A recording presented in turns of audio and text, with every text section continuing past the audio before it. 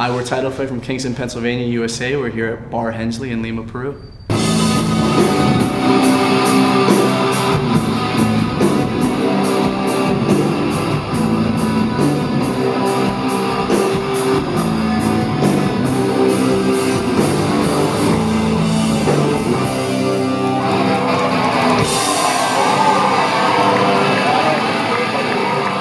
Kingston's a really small town in Pennsylvania, you know, a population of 14,000. It's nothing. It's a blip on a map. But there was always a really strong punk and hardcore scene there. So growing up, there was kind of a blueprint for us to start a band and play shows and stuff. So we did that just as a way to express ourselves when we were young and to play music that we wanted to play and get to play with bands that we liked and stuff. So we did that, and it was just, you know, what we did through school, and it started to get more serious, and by the time we realized we could tour and we could make records that people would actually maybe want to listen to, it was a really interesting and cool time. And we have a bunch of friends that we grew up going to shows with and playing music with that are still at home, and every time we play they come out, and people that traveled and moved to different places, they'll be back when we play, and it's a weird kind of high school reunion of sorts that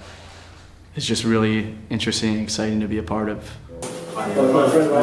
Nice to meet you, man.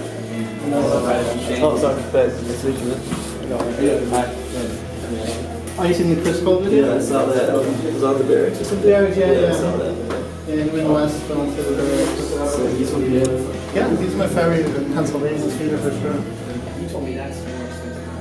DIY is something that is it's not exclusive to punk and hardcore or underground anything, but it for me, that's where I found it, and what was something that was really appealing to me early on. And it's been important to me in music insofar as that I do a record label, I book shows, I put out fanzines, I do all these things that are involved in the culture of DIY within punk and hardcore. But then outside of it, it's definitely influenced the way I live drastically. You know, from just big things like political ideas and how I act politically to you know, how I work in relationships, to anything as small as vacationing. You know, I know plenty of people who have gone all over the world and they just go and they figure it out and they have amazing times and they have all these great stories, and it's all influenced from the idea of, you know, taking the different route of doing it yourself. And it's something that's gone far beyond the boundaries of hardcore for me, and it's something that I think is really important, and it is important within the confines of the music and outside of it. And I remember around Christmas time we found like where his mom stashed the presents in her closet, and we found like a bunch of VHS tapes, and like we picked one to like investigate what it was. So we like real carefully like removed the tape off it so like it wasn't ripped, and we slid the tape out, and it was Zero, Dying to Live, and we just watch it like all night long while she was sleeping, and then like when we were done we'd like put it back in the wrapper and then like tape it back up and put it back in her closet, and then like every weekend we would do that before Christmas came. So I have like a special connection with that, yeah. I'd probably say, for nostalgic reasons too, Shorty's Fulfill the Dream. That we would always watch that with one of our best friends growing up. Yeah. Go to a summer house and watch it countless times throughout the summer. Muska's part was pretty sick. Yeah, I liked.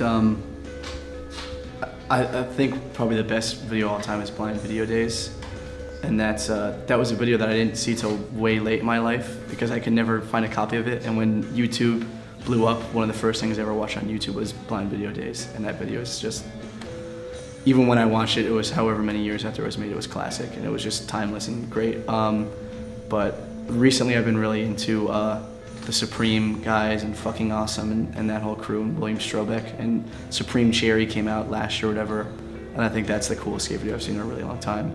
It's not about makes, it's not about parts, it's just a whole collage of really cool skateboarding. I met from Kingston. I came all the way to Lima to see us. Hang out. Give a shout out. This goes out to Magnus, Dan Mills. I don't even know if people are that. I don't know. colorblind stuff, like early oil industry stuff. Yeah. Oh, sorry.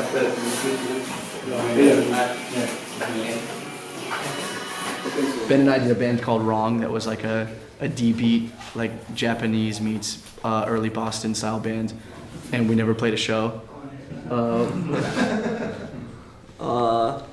Feral What else do I Man. play? Yeah, we've been a band for about 5 years. Played one show, 2 songs. I don't know if I'm in any other official bands besides Disengage with Ned. These guys do some other things for fun on the side. Yeah, I play in a band called Haze. We started recording a record about 3 years ago, and that's probably never coming out. That's the theme. Yeah, so. We put out the tape. Oh yeah, I put out a cassette tape with 2 songs. That's about it, so. Yeah. I don't have anything going on right now. I used to be in another band called Bad Seed with a lot of these guys. It's like a New York hardcore band. Right now, just kind of writing my own music and figuring out what I want to do with that, but no other definitive project. I do a band with some guys from Boston called Big Contest. We put out a 12-inch EP kind of late last year. Do a band called Disengage, do a band called Sick Together, starting a band in New York called Liberty. Doing it, just stay busy. You know, it's I enjoy playing music, so I do it as much as I can.